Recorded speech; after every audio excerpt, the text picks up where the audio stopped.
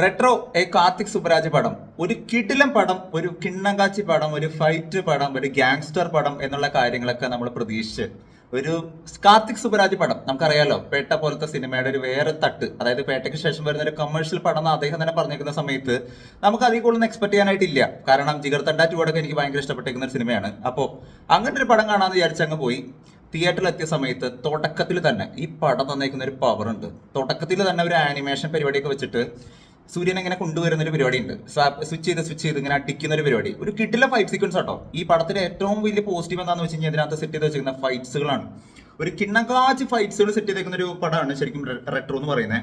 ഇങ്ങനെയൊക്കെ തുടങ്ങി സൂര്യയുടെ ക്യാരക്ടറിനെ എനിക്ക് കങ്കുവ കണ്ടതിന് ശേഷം ഞാൻ ഭയങ്കര ഡിസപ്പോയിന്റഡ് ആയിട്ടാണ് വന്നേക്കുന്നതെന്നുണ്ടെങ്കിൽ, റെട്രോ കണ്ടേക്കുന്ന സമയത്ത് സൂര്യയുടെ ക്യാരക്ടറിനെ കുറിച്ച് ഒന്നും പറയാനായിട്ടില്ല. കിട്ടിലനായിരുന്നു, വേറെ ലെവലായിരുന്നു. ആളുടെ മാസ് എന്ന് പറയുന്നതും ലവ് എന്ന് പറയുന്നതും കിട്ടിലനായിരുന്നു. പക്ഷെ ഈ പടത്തിലെ ഏറ്റവും വലിയ വില്ലൻ ആരെന്ന് ചോദിച്ചു കഴിഞ്ഞാൽ ലോഫ്റ്റർ എന്ന് പറയുന്ന ഒരു സംഭവമാണ്. അതായത് ഈ സിനിമയുടെ 3 കാര്യങ്ങളാണ് എനിക്ക് കാണിച്ചു പോകുന്നത്. വാർ, ലവ് ആൻഡ് ലോഫ്റ്റർ എന്ന് പറയുന്ന 3 കാര്യങ്ങളാണ് കാണിച്ചു പോകുന്നത്. വാർ കിടിലനായിരുന്നു, ഫൈറ്റ്സുകൾ എല്ലാം കിടിലൻ, BGM കിടിലൻ, ഒരു പാട്ട് സീക്വൻസ് ഒക്കെ വെച്ചിട്ട് അതും ഈ ഫൈറ്റും കൂടി മാനേജ് ചെയ്ത് പോകുന്ന ഒരു പരിപാടി ഉണ്ട്, ഒരു കല്യാണ ഫംഗ്ഷൻ വെച്ചിട്ട്. അതൊക്കെ ഒന്നും പറയാനായിട്ടില്ല, ഒരു കിടില സാധനമായിരുന്നു. എനിക്കൊരു വേറെ ലെവൽ ഒരു ഡിഫറെന്റ് ആയിട്ടുള്ള എക്സ്പീരിയൻസ് ആയിരുന്നു ആ സാധനമൊക്കെ. ലവ് നന്നായിരുന്നു. പക്ഷേ ഇതിന്റെ ലോഫ്റ്റർ എന്ന് പറയുന്ന ഒരു പരിപാടി, അതായത് ചിരി എന്ന് പറയുന്ന ഒരു പരിപാടി, നിങ്ങൾ തിയേറ്ററിൽ പടം കണ്ടവർക്ക് താഴെ ഒന്ന് കമന്റ് ചെയ്യാം. നിങ്ങൾ ചിരിക്കുകയാണോ ചെയ്തത് അത് ക്രിഞ്ച് ആവാണോ ചെയ്തത് എന്നുള്ളൊരു കാര്യം നിങ്ങൾക്ക് മനസ്സിലാക്കാനായിട്ട് പറ്റും. തുടക്കത്തിൽ തന്നെ ഇതിനകത്ത് വരുന്ന ജയറാമിന്റെ കഥാപാത്രം തൊട്ട് നമ്മൾ നോക്കുകയാണെന്നുണ്ടെങ്കിൽ ക്രിഞ്ച് എന്ന് പറയുകയാണെന്നുണ്ടെങ്കിൽ ലോകോത്തര ക്രിഞ്ച്. ഈ പടത്തിന്റെ അവസാന ഭാഗത്തേക്ക് എത്തുന്ന സമയത്ത് ഞാൻ ഇങ്ങനെ ഒരു മികച്ച ക്ലൈമാക്സ് ഞാൻ എവിടെയും കണ്ടിട്ടില്ല കേട്ടോ. സത്യമായിട്ട് പറയാണ്. ഒരു കിട്ടിലൻ ഇൻട്രോ കൊടുത്തിട്ട് പടം വേറെ ലെവല്. ഞാൻ പടം കണ്ടു കഴിഞ്ഞിട്ട് എന്റെ ഫ്രണ്ടിനോട് ഞാൻ മെസ്സേജ് ചെയ്തൊരു കാര്യം ഉണ്ടായിരുന്നു, എടാ പടം നല്ല വൈബാട്ടോ, നല്ല കിടിലൻ പടാട്ടോ എന്ന് പറഞ്ഞു കഴിഞ്ഞ് സെക്കൻഡ് ഹാഫിലോട്ട് അങ്ങ് എത്തിക്കഴിഞ്ഞപ്പോ ഈ പടത്തിന്റെ ഒരു ഡ്രോപ്പ് ഉണ്ട്.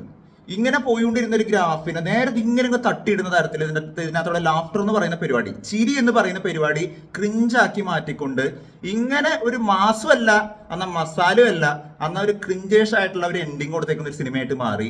നല്ല ഒരു സിനിമയായിട്ട് മാറേണ്ട റെട്രോ എന്ന് പറയുന്ന ഒരു സിനിമ എന്ന് പറയുന്നത്. നമ്മൾ ജിഗർ തണ്ട എന്ന് പറയുന്ന സിനിമ ഉണ്ടല്ലോ, ജിഗർ തണ്ട 2 എന്ന് പറയുന്ന സിനിമ ഉണ്ട്. അതിന്റെ അവസാന ഭാഗത്തുള്ള സീക്വൻസ് എന്ന് പറയുന്നത് നമുക്ക് ഭയങ്കരമായിട്ട് ഇമോഷണലി കണക്ട് ചെയ്യുന്ന ഒരു സാധനമാണ്. ഇൻട്രോ കിടിലനാണ്, ഒന്നും പറയാനില്ല, കിട്ടാൻ കാച്ച ഇൻട്രോ ആണ്. അതിന്റെ അവസാന ഭാഗത്തേക്ക് എത്തുന്ന സമയത്ത് ഇമോഷണൽ ആവാണ് ചെയ്യുന്നത്. അതിനൊരു രസം ഉണ്ടായിരുന്നു, കാണാനായിട്ടൊരു പേസ് ഉണ്ടായിരുന്നു. പക്ഷേ ഈ പടത്തിലോട്ട് നമ്മൾ നോക്കുകയാണെന്നുണ്ടെങ്കിൽ ഇമോഷണൽ ആവണതിന് പകരം ഒരു കൂട്ടം ആൾക്കാർ സെന്റി അടിക്കേണ്ട സിറ്റുവേഷനിൽ അല്ലെങ്കിൽ മാസ് കാണിക്കേണ്ട സിറ്റുവേഷനിൽ നിന്ന് ചിരിക്കുകയാണെന്നുണ്ടെങ്കിൽ എങ്ങനെയായിരിക്കും അവസ്ഥ? അതാണ് ഈ സിനിമയുടെ അവസാന ഭാഗത്ത് സംഭവിച്ചേക്കുന്നത്. പടം കണ്ട് ഇറങ്ങിയിരിക്കുന്ന സമയത്ത് അവിടെ തിയേറ്ററിലുള്ള ഒരാൾ, ഇത് ഞാൻ ശരിക്കും പറഞ്ഞിരിക്കുന്ന കാര്യമാണ്, ചാലക്കുടി സുരഭിയിൽ ഫസ്റ്റ് ഷോ കണ്ടേക്കുന്നവർക്ക് ഇത് കൃത്യമായിട്ട് പറയാനായിട്ട് പറ്റും. ഒരു ചേട്ടൻ വളരെ ഒച്ചയിൽ വന്ന് പറഞ്ഞേക്കുന്ന ഒരു വാക്കുണ്ട്, ഞാനതൊന്നും പറയാൻ നിൽക്കണില്ല ഇവിടെ റിവ്യൂ ചെയ്തുകൊണ്ട്.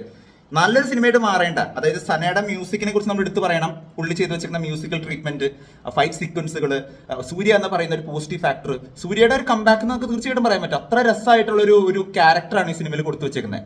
ജോർജ് കിടിലനായിരുന്നു. ഇതിനകത്ത് വന്നേക്കുന്ന ഇദ്ദേഹത്തിന്റെ കാമുകി, അതായത് നമ്മുടെ പൂജ ഹെഡ്സിന്റെ കഥാപാത്രം, അതും കിടിലനായിരുന്നു. പക്ഷെ അവർ തമ്മിലുള്ള ഇമോഷൻസ് ഒക്കെ നന്നായിട്ടുണ്ടെന്നുണ്ടെങ്കിലും അവിടെ പല ഡ്രോപ്പ് ആൻഡ് ലാഗുകൾ കാര്യങ്ങളൊക്കെ ഉണ്ടെന്നുണ്ടെങ്കിലും അതൊക്കെ നന്നായിരുന്നു. പക്ഷെ അതിന്റെ അവസാന ഭാഗത്തേക്ക് എത്തുന്ന സമയത്ത് ഒരു കൂട്ടം ആൾക്കാരുടെ പാസവും ചരിത്രമൊക്കെ കാണിച്ചുകൊണ്ട് ഈ പടത്തിനെ കൊളാക്കി കളഞ്ഞു. ഒരു ഗാങ്സ്റ്റർ പടത്തിനെ പിടിച്ചങ്ങ് കോമഡി പടാക്കി കളഞ്ഞു എന്നുള്ളൊരു കാര്യം വേണം പറയാനായിട്ട്. കോമഡി അല്ല, മാസം അല്ലാത്ത രീതിക്കുള്ള ഒരു പരിപാടി.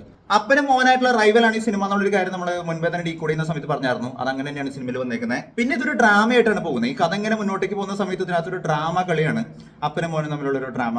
അതൊക്കെ നന്നായിട്ട് വർക്ക്ഔട്ട് ആയിട്ടുണ്ടെങ്കിലും മകനെ ഡാഡ് ഈസ് കമ്മിങ് ഡാ എന്നൊക്കെ പറയുന്ന ആ ഒരു ഡയലോഗ് ഭയങ്കര രസമായിട്ട് നമുക്ക് കൈയടിക്കാനായിട്ട് തോന്നുന്ന തരത്തിലുള്ള കുറെ മൊമെന്റ്സുകൾ ഇതിനകത്തുണ്ട്. കുറെ ഹൈ മൊമെന്റ്സ് ഉള്ള സിനിമയാണ്. ഒരു സൂര്യ ഫാൻ എന്നുള്ള രീതിക്ക് ഒരുപാട് എൻജോയ് ചെയ്യാൻ പറ്റുന്ന കുറെ സാധനങ്ങളുണ്ട്. പക്ഷേ ഈ സിനിമയുടെ ഏറ്റവും വലിയ പോരായ്മ എന്ന് പറയുന്നത് ഇതിന്റെ മേക്കിംഗ് അല്ല, നേരെ മറിച്ച് ഇതിന്റെ ഏറ്റവും വലിയ പോരായ്മ എന്ന് പറയുന്നത് ഈ സിനിമയുടെ സ്റ്റോറിയാണ്.